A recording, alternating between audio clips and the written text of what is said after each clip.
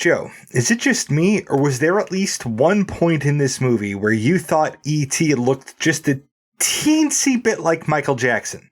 George, I have to say, you really need to be able to tell your black people from Aliens.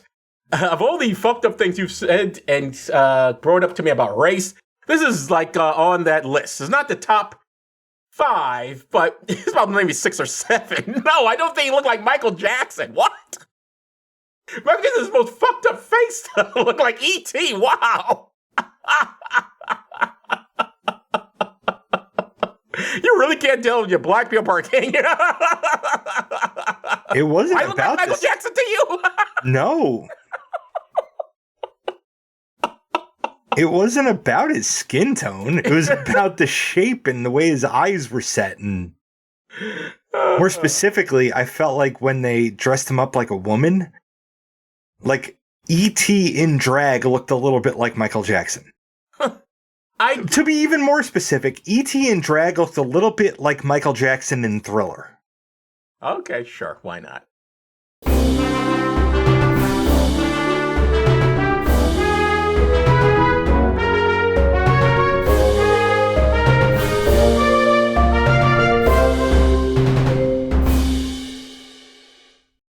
Welcome to Does This Still Work? The podcast looks at movies and asks, does this still work? I'm Joe Dixon. And I'm George Romaka. And today we're talking about E.T. from 1982 and some historical context. First, podcasty stuff.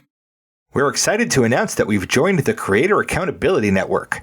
CAN is a nonprofit dedicated to reducing harassment and abuse through ethical education and a system of restorative accountability. We joined because we care about the safety and well-being of our community members.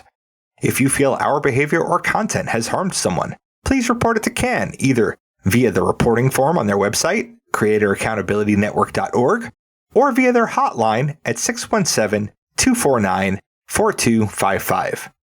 They'll help us make it right and avoid repeating that mistake in the future. CAN also needs volunteers from our communities to help with their work, so if you have skills you think would be helpful, or time and a desire to help, please visit their website to find out how you can volunteer. Most importantly, get the word out to other creators who you think would be interested in getting credentialed. Help us build safer communities together. You can reach us at dtswpod@gmail.com, on Facebook, Letterboxd, and on our YouTube channel. Joe is on Blue Sky at joedixon.bsky.social. Please tell your friends about us, even the ones for whom it would be their greatest life's achievement to actually meet an extraterrestrial, and leave 5-star ratings everywhere. You can pick where we watch and get extra per episode content by funding us on Patreon for as little as $1 a month at patreon.com/dtswpod. Now, George, take us back to 1980. And this is the way it was. To our knowledge, there has never been life from another planet on our planet. So the historical context for E.T. is the film itself. Okay. The concept for the film came from Steven Spielberg's childhood. Like everything, apparently. Yeah. He created an imaginary friend after his parents split up that he described as, quote, a friend who could be the brother he never had and a father that he didn't feel he had anymore. Aww. That, combined with a possible follow-up to Close Encounters of the Third Kind, and a project he started with John Sayles that they never finished about aliens terrorizing a family. This all came together when he was filming Raiders of the Lost Ark in Tunisia away from his family, so he was feeling lonely. The first draft of the script took 8 weeks and went through 2 more drafts before becoming what we saw on the screen. Columbia Pictures sunk almost $1 million into producing it before deciding it didn't have commercial potential. Ooh, they called that one wrong. So Spielberg showed it to the president of MCA, who owned Universal, and MCA at the time owned Universal. MCA bought it from Columbia for $1 million with a clause that Columbia would get 5% of the profits. Later, the president of Columbia Pictures would say that E.T. made them more money than any of their own films that year. Yep. The film was shot in roughly chronological order over 61 days, and Spielberg made great effort to preserve the realism of what was being shot to bring out more genuine emotions from the child actors. For instance, the puppeteers were all out of sight. E.T. took over from Star Wars the title of highest grossing film of all time until Jurassic Park took it 11 years later. All right, Joe, let's talk, unless there's anything you want to say. I got nothing to add to that. I knew some of that history, that that the E.T. wasn't seen as a hit. People didn't think it was going to be huge, and it was ginormous. And highest grossing film of all time at the time, yeah. But then I thought Beverly Hills Cop dethroned that at one point, but maybe I'm confusing my highest grossings. Maybe. Anyway, let's talk about the staff, the background, and then get into the discussion. So, anyway, this is directed by, as we said, Steven Spielberg. And for the podcast, we've seen his work in Jurassic Park, Hook, Close Encounters of the Third Kind, Jaws, and The Color Purple. By the way, you want to talk about abandonment of children, watch Close Encounters of the Third Kind. We're supposed to side with that asshole. Anyway, Both George and I have seen Mr. Spielberg's work in Schindler's List, Raiders of the Lost Ark, Indiana Jones, and The Last Crusade. And on my own, I've seen his work in Indiana Jones and the Kingdom of the Crystal Skull, The Fabelmans, The Lincoln, War Horse, Munich, Amistad, 1941, and The Sugarland Express. And I've seen his work in Indiana Jones and the Temple of Doom, Saving Private Ryan, AI, Artificial Intelligence, Minority Report, and War of the Worlds. It's the 2008 movie, not the whatever radio broadcast. Yeah, and there was the recent War of the Worlds with Ice Cube, apparently, that everyone hated, that I nor you have seen, but apparently it's horrific. But anyway, that's neither here nor there. Let's move on. This is written by Melissa Matheson, and I've seen her work in The Twilight Zone, the movie. And I've seen her work in The Indian in the Cupboard, the screenplay. Blurbs. IMDb says, a troubled child summons the courage to help a friendly alien escape from Earth and return to his home planet. I don't know that he needs to summon courage for that exactly, but okay. I don't know that he's particularly troubled. He is upset that his dad left, but the mom seems more upset than anybody in the family. YouTube says, journey back to the magic and adventure of one of the great American films, Leonard Maltin, with E.T. the Extraterrestrial, the beloved masterpiece from Academy Award-winning director Steven Spielberg. Henry Thomas, Drew Barrymore, and Robert Minotton star in the unforgettable story of a lost alien and a 10-year-old boy who helps him find his way home. Digitally remastered for optimal picture and sound, this astounding story is sure to thrill viewers of all ages again with its timeless message of trust, courage, and the overwhelming power of friendship. I think it oversold it, but okay. Sure. Let's get into the characters. Elliot is played by Henry Thomas, and I've seen him in Legends of the Fall. And I've seen him in Gangs of New York. Mary is played by Dee Wallace. And that's the mom. George, yeah, that's the mom, and George apparently, neither I nor George have seen her in anything else. And she had well over 100 movies. She had 122 movies or something, and we see nothing. He was working, but not for us, I guess. I don't know what to tell you. Maybe someday we'll run across a Dee Wallace picture, but as of this writing, not so much. Gertie is played by Drew Barrymore, and this was her second movie. And for the podcast, we've seen her in Donnie Darko. And I've seen her in Scream, the 1996 version, Wayne's World 2, and Boys on the Side, 1995. A film I forgot even existed. I was like, oh my God, that's right. Boys on the Side, I forgot about that movie. And I've seen her in Freddy Got Fingered, Batman Forever, The Wedding Singer, Ever After, A Cinderella Story, 50 First Dates, and I heard her in Titan AE. Alrighty. Michael is played by Robert McNaughton. That's the brother. And we haven't seen him anything. And apparently he retired from acting and at one point was a mail handler at the bulk mail sorting facility in Jersey City. So there's a non-zero chance that he touched some of my mail at some point. Yes. Isn't that interesting? Mm-hmm. Yes. So just to make this clear to everybody. So Elliot is the main character. Mary is the mother. Gertie is the little sister. And Michael is the older brother. Yep. Okay, so let's get into the plot. an alien accidentally gets left behind. Elliot, a young boy, discovers the extraterrestrial. He, at first, hides the creature, but then lets his brother, Michael, and sister, Gertie, know about him.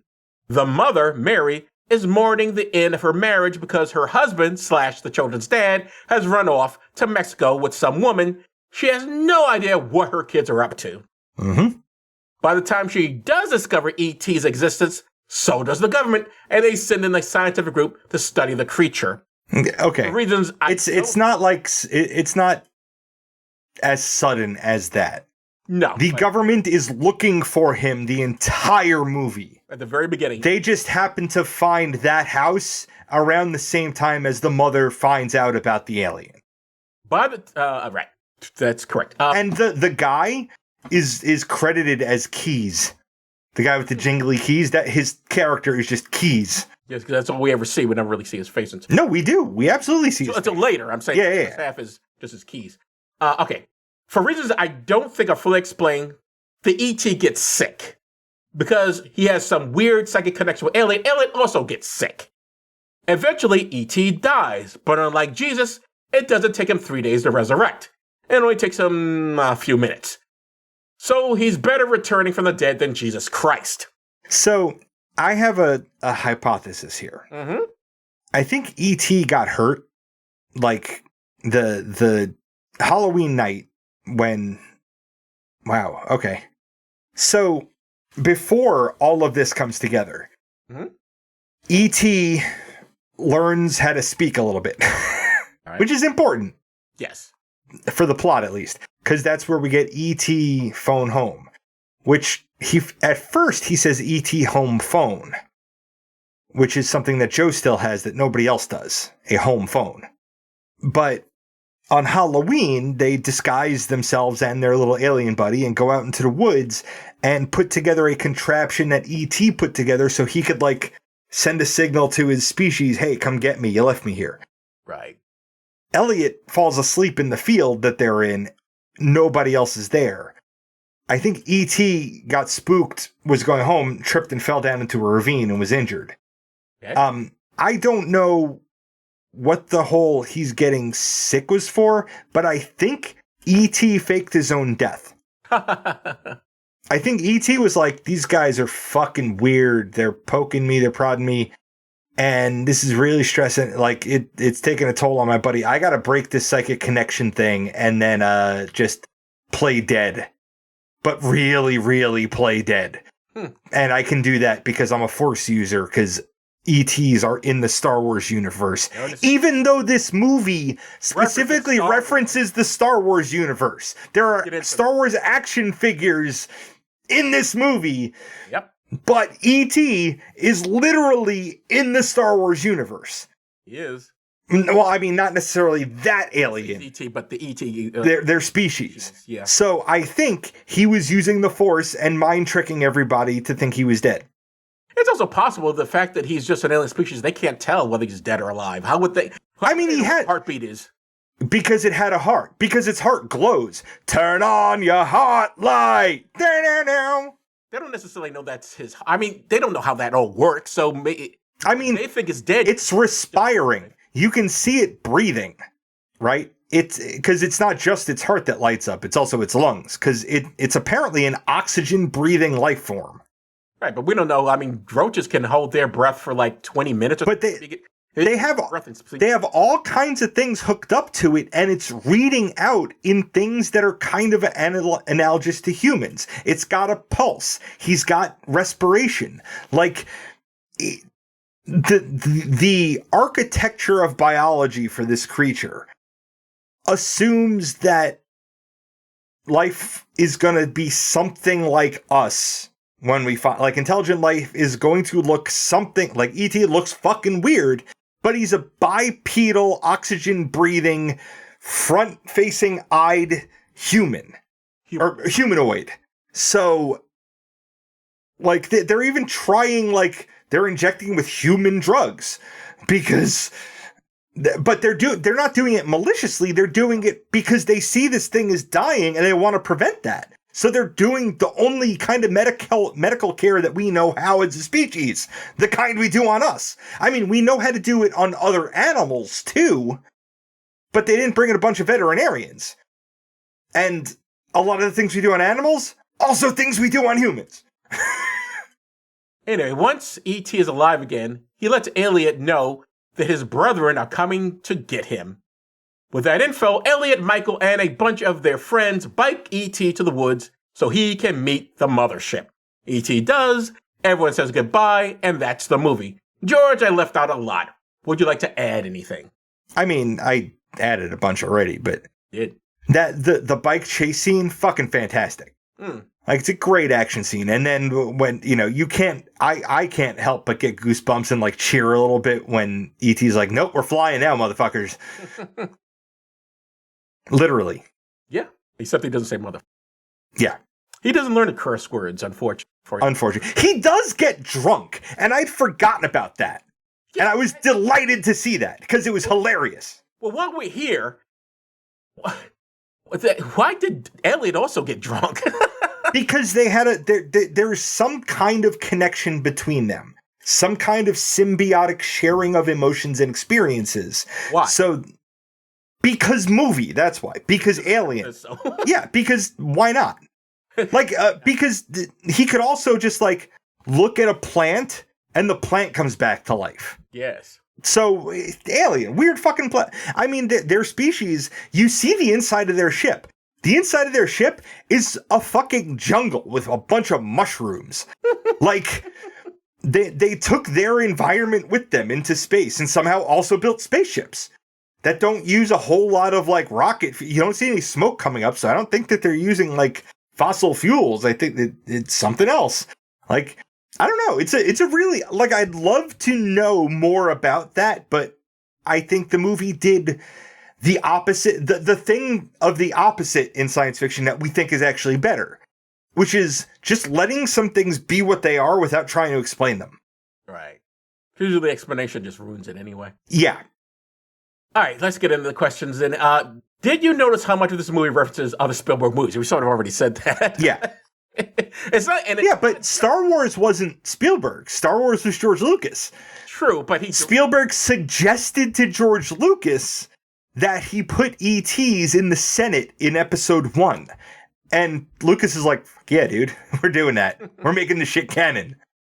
Yeah, but he didn't direct it, but he, obviously he was involved in the creation of Star Wars. And also, there's some of the music is from Raiders of the Lost Ark. There's certain beats in it from. It's a lot of Spielberg in this film that almost, for me, kind of ruined it because I at the time the film came out when I originally saw it, I would not have picked that up. So I was just enjoying it for what it was. But now going back and looking at it, I'm going like, oh God, I see this beats from that movie, this beats from that movie. I don't know. The fact that they are in the Star Wars universe, looking at this film now, kind of ruins it for me. It's like, how does he's got these, so we have toys of these people who really exist? I don't know. From a galaxy far, far away, a long, long time ago? Yeah. No, I didn't notice, because I didn't care. Also, there wasn't music from other things in the movie. If you listen, this was an entirely original score by John Williams, and every single thing that John Williams wrote for this, Spielberg found a reason to use because he loved it so much. Well, that's what I'm saying. A lot of the music is you can hear beats. You can hear films. Like sort of the feel of it, but that's because it was John Williams. No, that's what I mean. Yeah, yeah. That's not necessarily a knock on the film. I'm just simply saying, well, I did this because it sort of ruined it for me, but it just reminded me of other stuff. Anyway, how much of E.T. were you aware of? Did you ever hear E.T. Phone Home or E.T. the Extra Testicle? Because that was a playground taunt that I heard from kids, like, even though I was 15 at the time, E.T. Phone Home, if you want to insult somebody. I don't think we ever used it as an insult. I don't even know what the hell that would mean as an insult. They're saying you look like an alien. Because if you say something, oh yeah, E.T. Phone Home. The only person I would say that about is like middle of the Thriller music video, Michael Jackson. We all thought it was hilarious in 1982. What about E.T. the Extra Testicle? I mean, anytime I never heard that specific one, but I would expect it to come up eventually. Did the emotional climax, the iconic bike chase, and the final goodbye get to you? Apparently it did.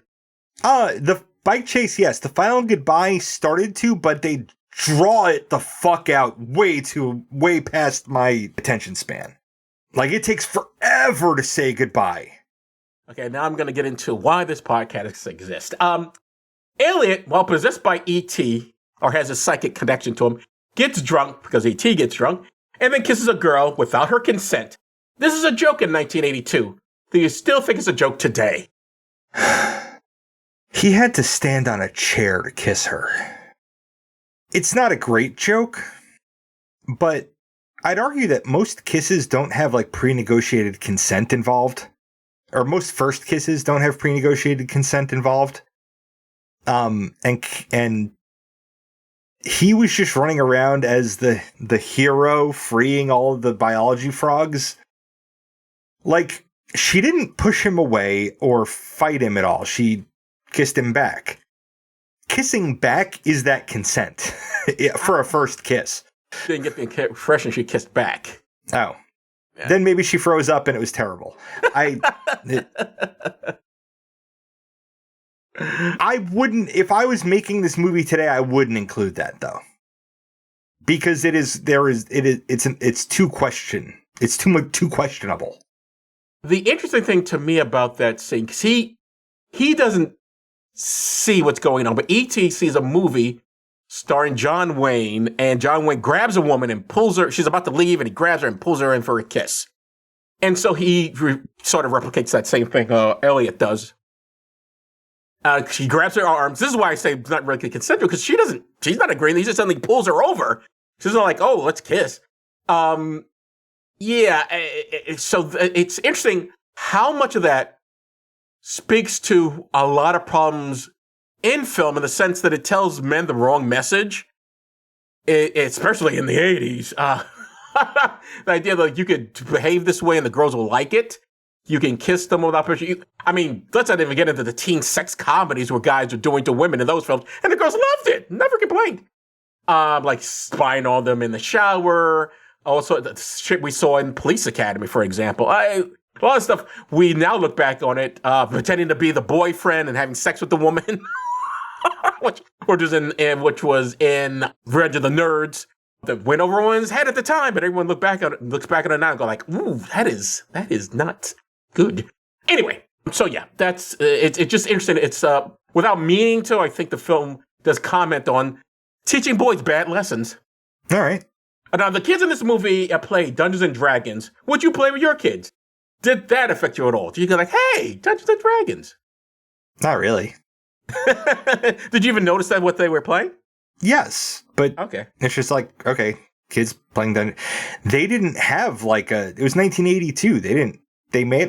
Atari might have existed. They didn't have they were doing the thing that nerdy kids do. What do you mean? Nerdy kids played Dungeons and Dragons. Oh, that's what that's what they did. Mm.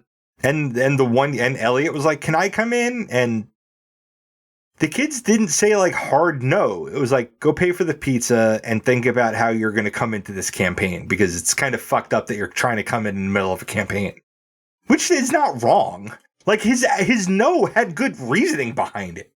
I know why he had to go out and get the pizza, because they needed him to see E.T. But in reality, the mother would have been the one going out to get the pizza. Why this child? She wasn't home. Was she? She was there when they were playing, wasn't she? Yeah, she was. No, she came home. Like, you guys ordered pizza? Oh, you're right. She does say that. Okay. Still weird they send the youngest, although Gertie, I guess, is the youngest, but... She's too young to do that. She's too young, but you think one of the guys was like, okay, let me go get the pizza, but whatever. It doesn't matter. But we know the annoying thing was they tell Elliot lots of pepperoni when he goes out to get the pizzas that they already ordered. That's a good point. Yeah, I thought about that as well when I first started. Like, what's he supposed to do about that? He's going to have to pay for the pizzas, not order the pizzas. All right, you saw this when it originally came out. Do you feel the same now as you did then? Wow, so much no. I really enjoyed it then. I found it much more emotional than today, not so much. We can get into further why, but basically, it wasn't clicking with me. Some of it, again, that's the problem with watching all the films. Some of it you just seen before. Like some things that were innovative in films when they first did it comes off as a ripoff, even though you were the one who first did it. Like there's a scene in Citizen Kane, a film people call the greatest film of all time. But the reason I call that is because it did a lot of film tricks that will be executed by other films. So a lot of people, certainly when I was in film school, people would do this. They'd watch Citizen Kane and go like, I don't see what the big deal is. What? Because then I'm thinking, no, because he originated it. Yeah. It looks old hat today because it started here. And that's some of what I got of seeing E.T. now. Okay. Did this film feel like a nostalgic time capsule to you? How much of this past do you miss? I miss none of it, and it is dressing like a capsule in the sense that they have a rotary phone, they have walkie-talkies, they got a lot of stuff. I mean, walkie-talkies still exist. Yes, but not the way they do in this thing. The technology is so much more advanced, which I prefer. I agree with everyone on the AI and all this sort of bullshit, but overall, I think I prefer today's technology to yesterday's technology, for sure. As someone who grew up in a single-parent household, did Mary's struggles feel realistic to the era, or did it feel like a polished Hollywood version of family life? Well, they really don't get into her, but it is... I get the impression that they're not suffering. Clearly, they got plenty of food in that house. So whatever job she's got is paying, and I guess the house is already paid for, because something. I mean, the economics are not a concern to this woman. She's upset that her husband's left, and that's really all she's referencing, and no one else is saying anything else. Then we say, oh, well, you got to go out and get a job, a part-time job, because we can't pay for this, we can't pay for that. She looks like she's doing fine. Yeah. So no, it's not, for me, it's not realistic, and we weren't. You've seen more of his movies than I have. Where would you place this with Spielberg's other works? I see so many Spielberg movies for a guy who's not that in love with Spielberg. It's really weird. But then again, that's something I've discovered in a lot of these things. I'm like, oh, I've seen this person's work. I didn't realize I'm such a fan. Anyway, this does not work for me. A film we did revisit of Spielberg's that still works for me and I think is excellent is Jaws. So I would consider that his best film of everything he's done. I know people really love Raiders of the Lost Ark, which is a good film, but I still would go with Jaws as his best film, which is weird because that's, I think, is one of his first anyway. But I really think that works so much better. The beats work better. I think the story holds together better. It seems more realistic to me, especially in this age post-COVID of people not believing you when you're telling them there's a shark in the water. They're like, what are you talking about? We got to make some money. So it, unlike E.T. for me. So for me, his best film is Jaws and still is. Alrighty. And finally, E.T. or Star Wars? Which defined your teenage years more? That's a good question because these are very big and they did rewrite. This is what I mean by E.T. having a big influence and now seems hacked now. That's true for a lot of films. Star Wars, interesting enough, not because Star Wars is ripping off an earlier picture anyway. it was ripping off swashbuckler films of 20s and 30s or whatever. Well, and samurai films. And samurai films, sure. But in any case, E.T. or Star Wars define my teen. Probably Star Wars because it, even though I liked them both at the time, I think Star Wars had more of an effect on me because I was 10. And it's one of the first films I ever saw. And it was one of the first films that I could relate to, because a lot of the films that came out in the 70s that I did get to see went over my head. Because they were adult movies. Or they were about a situation that adults did that I didn't understand. Like one of the first films I saw, The Last Dance, which is about a disco. Things I don't even this is today. And certainly as a kid, as a 10-year-old, I wasn't going to disco. So it's like, okay. And also a lot of films coming out at the time, besides the blaxploitation films, which were usually it was either Pam Grier beating some guy's ass or someone's doing dope or hair. It's always the worst examples of black life usually in these films. Which some of it entered my life, but not all of it. Jesus Christ! And then there were the disaster films. I don't know how much of this you know about for the 70s. The 70s had a lot of disaster films. So they had Towering Inferno, they had the Poseidon Adventure, boats were overturning, buildings were set on fire, Earthquake was a movie they had, which was, of course, about an earthquake. It's just disaster. And they hire a bunch of stars to star in these films. And the lower stars, the lower paid stars get killed, and the higher paid stars lived. A pattern we didn't notice until later, but eventually the public figured it out. Anyway, but yeah, of all those films that were coming out at the time, Star Wars related most to me and affected my teen years the most. Alrighty. So we should get into the conclusions. I think we already know where this is going, right? You think it still works? Not really. Oh. I still enjoyed it. Right. But number one, Lucas never should have put the ETs in the Star Wars universe because that introduces a whole lot of fuckery that there's no way to actually reconcile, so it's just open questions. You can't unsee it. You're right about the kiss thing. Like, the entire getting drunk thing was hilarious, but weird. And some of the pacing in this was very off. Like, some things took way too long and other things they could have dwelled on more. In particular, the end of the movie took way, way too long. I think they could have also, it didn't work for me either, but I think they also could have cut down some of the scenes with the police or the FBI or whether the government officials there. I get it. We have to see them looking for the alien. That's fine. Could have been shorter. It didn't need, they spent an awful long time with these guys silently looking through stuff, which we just didn't need to see. We know they were there. They could have hinted at it a couple of times, maybe 2 or 3 times. I don't know. We need to keep coming back to. Yeah. I'm just wasn't as emotionally invested as some other pictures with these characters. I think it is a Hollywood gloss over of single families. Clearly, the movie is just for, hey, aliens are here. Yay! And nothing else. So it could have been a family that's together. It would have been the same beats would have been there. Yeah.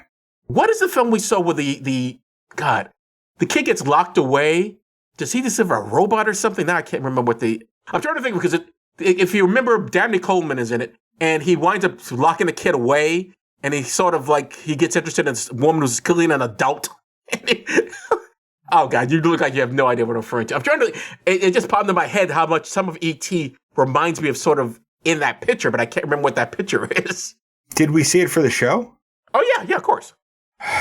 If you remember the kid, I think he doesn't start World War II because that's Matthew Broderick, or World War III rather, but he prevents something, makes something, and they lock him away. You remember that maybe it was,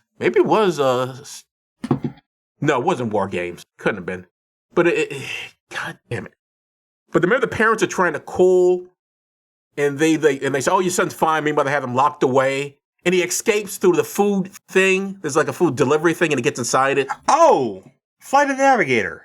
Ah, thank you. Jesus, it's your picture and you couldn't even remember. All right, yes. Did it even remind you of Flight of the Navigator? Because some elements of it, I'm not saying it was necessarily influenced. And who knows if Spielberg even heard of Flight of the Navigator. But some parts of it, now that I think of it, kind of reminded me of that movie. Not that it takes away from one way or the other, but. E.T. was 1982, Flight of the Navigator was 1986.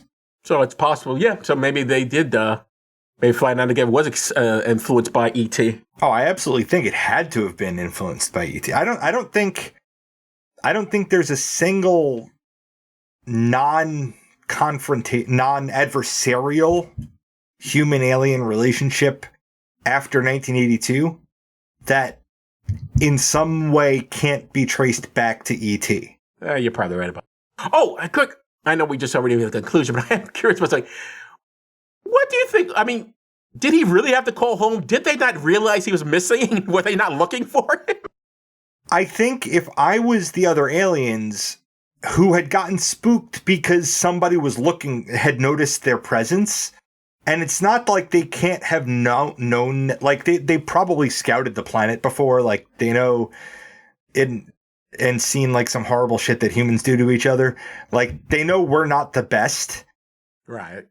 If I was them and I'd accidentally left one of us behind, I would chalk it up as a loss. Ooh.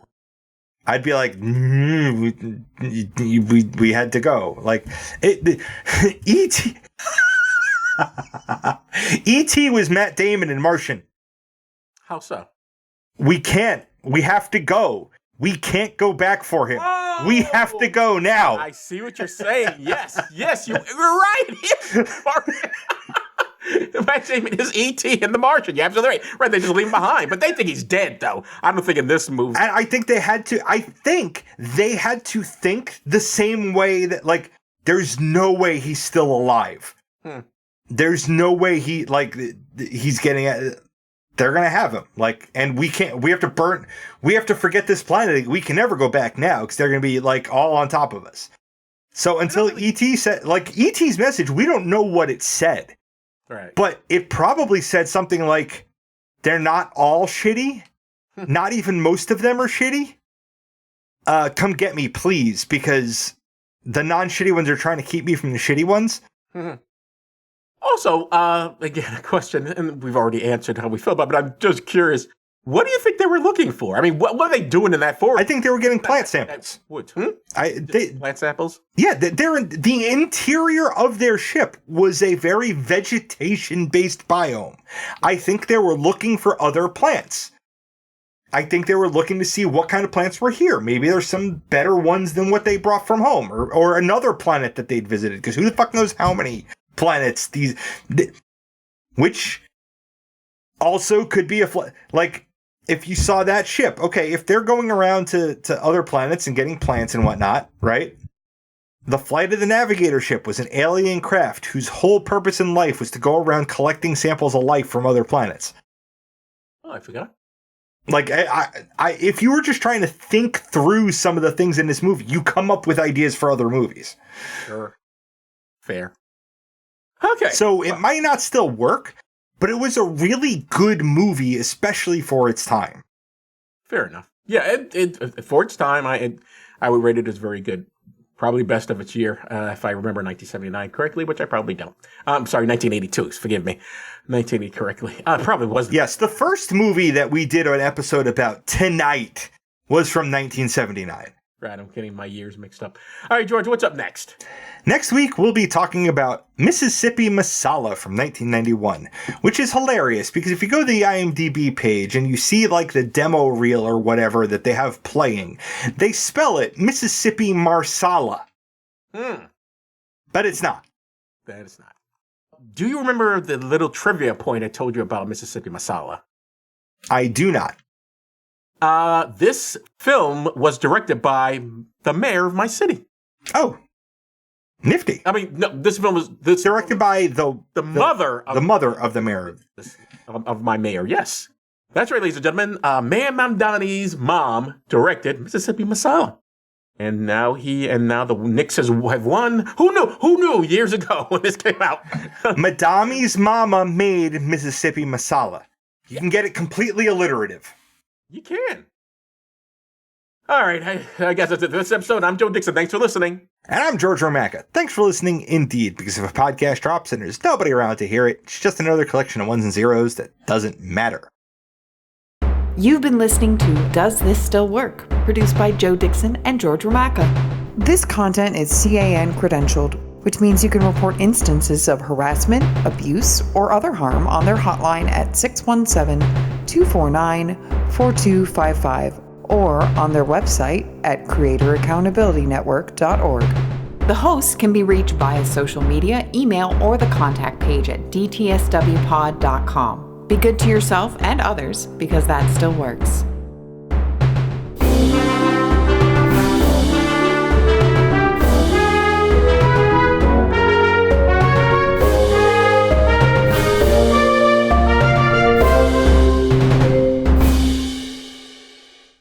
And for the podcast, I've seen him in Legends of the Fall. Sorry, do that again, Joe. I did not for the pack. Let me do it all again. From No Stupid Questions, why does going make cold air, but going makes hot air? Here's a stupid question. Why are last names like white, brown, black, green, and gray so common, but last names like red, blue, yellow, and purple are not? Random question. What are the chances of cancer being cured in future? Back to no stupid questions. Is there a kind way to tell my wife that I am no longer physically attracted to her? Back to stupid questions. What is the male equivalent of women wearing a lot of makeup?